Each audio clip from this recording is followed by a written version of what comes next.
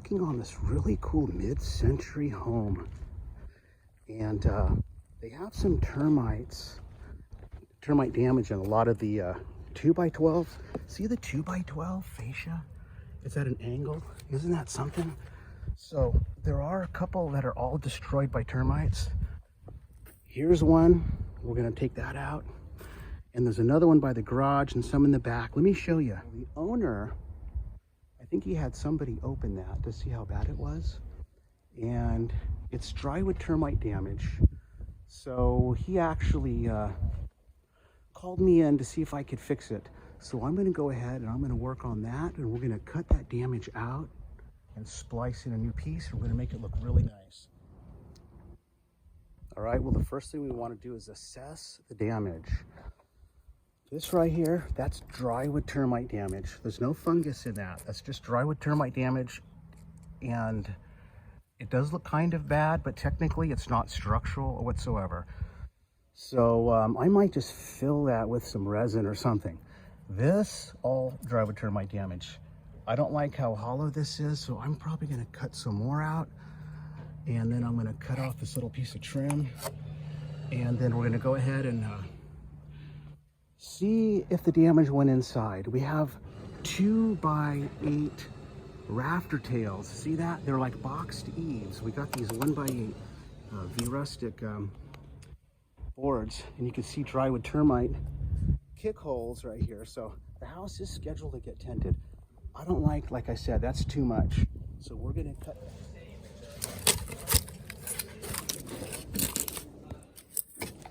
There it is.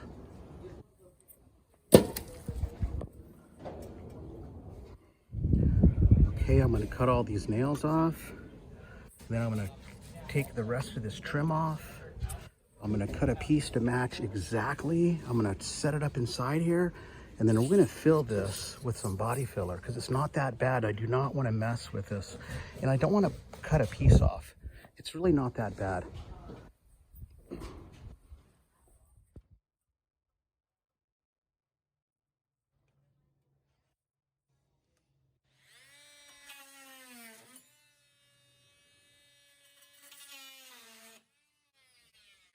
Was able to bend it slightly, the drip edge, and pull this piece out, see? Without bending the drip edge. Great. Very minor, this can stay.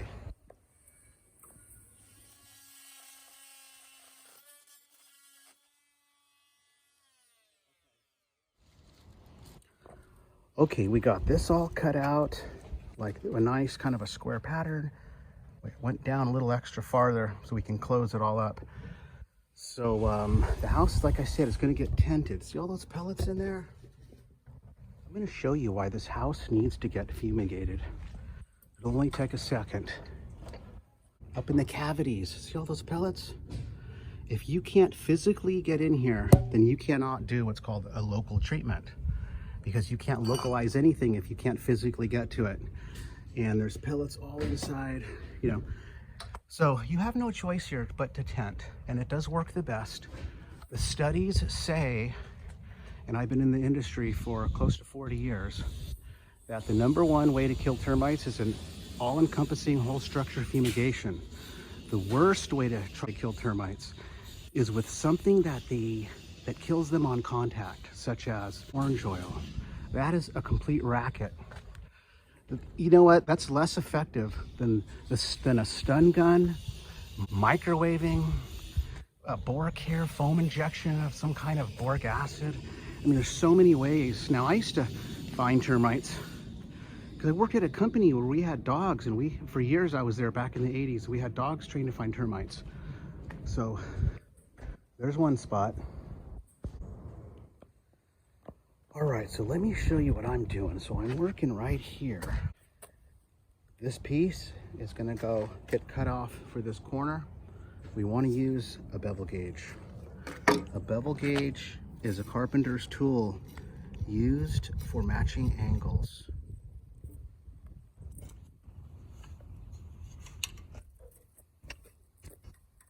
Checking for square.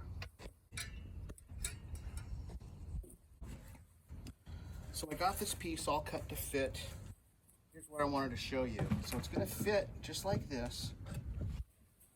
It's gonna fit real nice, okay? See how this is off? See how that's off?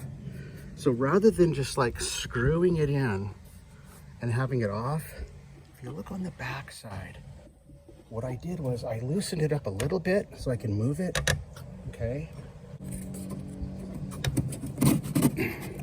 Now see that shim? Now look how flush this is. It's literally perfectly flush. So we're gonna leave that shim in there till everything dries. Actually, there's a little gap here. I'm gonna pull this board out about 1/8 inch on top because we want this so perfect that when we put our filler in and sand it, like I said, it'll look like it was never cut. So it's really important that you do little things like this because all the prep work is gonna make it look nice at the end. The point is, when this is all sanded and they paint it or they stain it, you wanna look like it was never touched. So it's gonna look like it was never even cut out. Okay, it's the next morning and everything is dry. I pulled the shims out. I'm gonna go ahead and sand this area flat, and I'm gonna put some of the body filler on there, and I'm also gonna put some more on here after I sand that down.